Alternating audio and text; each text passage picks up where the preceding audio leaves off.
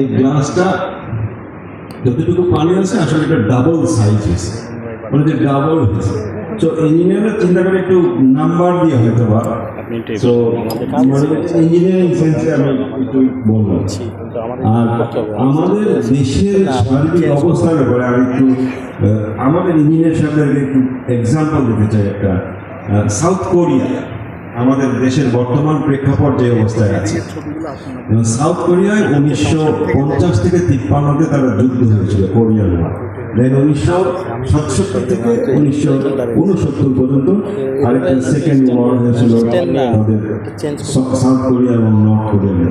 So basically 1970 থেকে তাদের ডেভেলপমেন্টের কাজ শুরু হয় এবং 1970 সালে সেই দেশের জিডিপি পার ক্যাপিটা ছিল $160 মাত্র।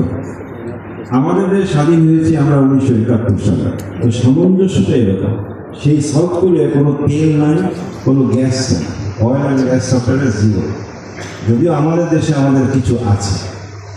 দেখেন ওই 1970 থেকে 1985 সালে এসে তারা করলো কি, তারা ইনভেস্ট করলো হেভিলি ইন ইন্ডাস্ট্রিজ, স্টিল ইন্ডাস্ট্রিতে, কেমিক্যাল ইন্ডাস্ট্রিতে, তাদের গার্মেন্ট সেক্টরে এবং শিপ বিল্ডিং।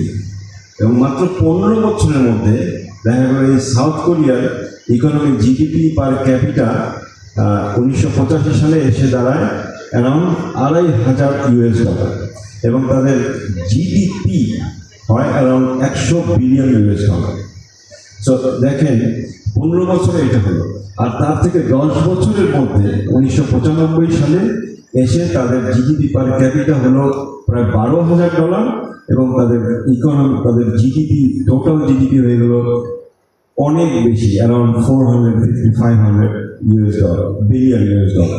তো বাংলাদেশের সঙ্গে কেন কম্পেয়ারেবল, এই জন্য বলছি যে 1985 সালে সাউথ কোরিয়া যেই জায়গা ছিল যে $2,500 জিডিপি পার ক্যাপিটা এবং তাদের জিডিপি সাইজ ছিল অ্যারাউন্ড $100 বিলিয়ন। বাংলাদেশের কিন্তু আজকে পার ক্যাপিটা ইজ অ্যারাউন্ড $2,500 নাকি, এটা আমরা প্রকাশিত তথ্যে দেখি। কিন্তু বাংলাদেশের total GDP is about $450 billion. তো সাউথ কোরিয়া থেকে অনেক বড় কিন্তু আমাদের জিডিপি সাইজ ওই সময় আছে। দেখেন তাদেরকে লাগছিল মাত্র 10 বছর। 10 বছরে ওয়ার্ল্ড ব্যাংক বলে যে 1995 এসে তাদেরকে একটা ডেভেলপ কান্ট্রি হিসেবে ঘোষণা করে দেয়। তো আমাদের স্টেজটা আমি বুঝাইতে চাচ্ছি যে আমাদের ইঞ্জিনিয়ার ভাইদের এবং আমাদের সকলকে, যে আমরা কিন্তু একটা ভেরি গুড লঞ্চিং প্যাডে আছে অ্যাজ এ দেশ, অ্যাজ এ ইকোনমি আমরা। তো ইটস এ ম্যাটার যে আমাদের পলিসি, আমাদের ডাইনামিক লিডারশিপ, জাতীয়তাবাদী ফোর্সকে কাজে লাগানো, বুদ্ধিমানদেরকে, মেধাভিত্তিক ব্যক্তিদেরকে যদি আমরা সঠিক জায়গায় লাগাতে পারি, তাহলে আমরাও মনে করি যে আগামী 10 বছরের ভিতরে এই দেশ ওই সাউথ কোরিয়ার মতো example, this are examples that the present আছে দুনিয়াতে। আমাদেরকে রিইনভেন্ট করতে হবে না, ইটস অলরেডি ডিসকভার্ড। সো তারা কীরকম পলিসি নিয়েছিল আমরা সেগুলো না নিই, আমাদের কাছে আরও সহজ পলিসি চলে আসছে এখন। যেমন আমরা যদি চিন্তা করি যে এখন এআই এর যুগ, এখন সফটওয়্যারের যুগ। তো বিভিন্ন বই থেকে আমরা দেখতে পাই যে আগামী 10 বছরে পৃথিবীতে প্রায় 170 মিলিয়ন জব বা 170 মিলিয়ন মানে 17 কোটি, প্রায় 17 কোটি জব তৈরি হবে এআই এবং এই সফটওয়্যার ইন্ডাস্ট্রি। এখন আমাদের দেশে যদি আমরা আসি, how can we tap this resources? তো আমাদের দেশে কিন্তু এখন অলরেডি লক্ষাধিক ছেলেমেয়েরা, আমরা এখানে আছি নাকি জানি না, কিন্তু অনেক লক্ষাধিক ছেলেমেয়েরা ফ্রিল্যান্সিং করে দুটো ওয়েবসাইটের মাধ্যমে মাত্র, আপওয়ার্ক আর ফাইবার। অনেক আপনারা হয়তো জানেন সে ব্যাপারে। এবং তারা US ডলারে, ঘরে বসে US ডলারে ইনকাম করতেছে।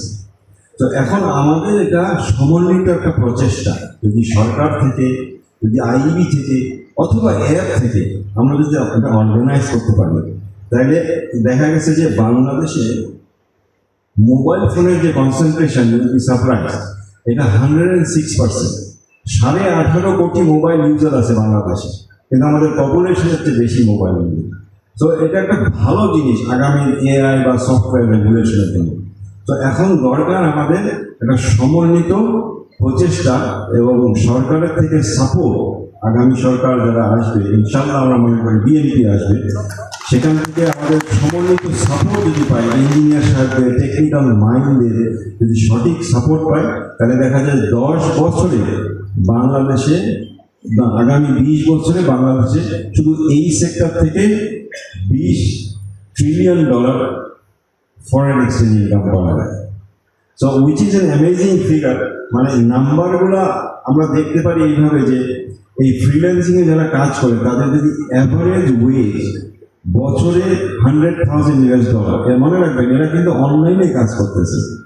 যদি $100,000 হয় তাইলে প্রায় 15 লক্ষ লোকের কাজ হয়। সো 15 লক্ষ লোক 20 বছর মাল্টিপ্লাইড বাই নাম্বারকে মাল্টিপ্লাই করেন, আপনার it comes to around $30 trillion.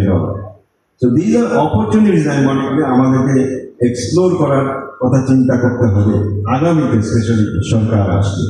So I hope যে সালাউদ্দিন সাহেব আমাদের বড় ভাই, উনি আগামীতে বড় মন্ত্রী হবেন, উনি আমাদের সঙ্গে ইঞ্জিনিয়ারদের সঙ্গে এবং আমাদের দেশের হেল্প করবেন আমাদেরকে। এবং আমরা অ্যাপ থেকে কিছু প্রোগ্রাম নিয়েছি এরকম, যে অ্যাপকে আমরা সোশ্যাল বিজনেসের সঙ্গেও জড়িত করতে চাই, যাতে করে আমাদের অনেক ইঞ্জিনিয়ারদের অনেক ওপিনিয়ন আছে।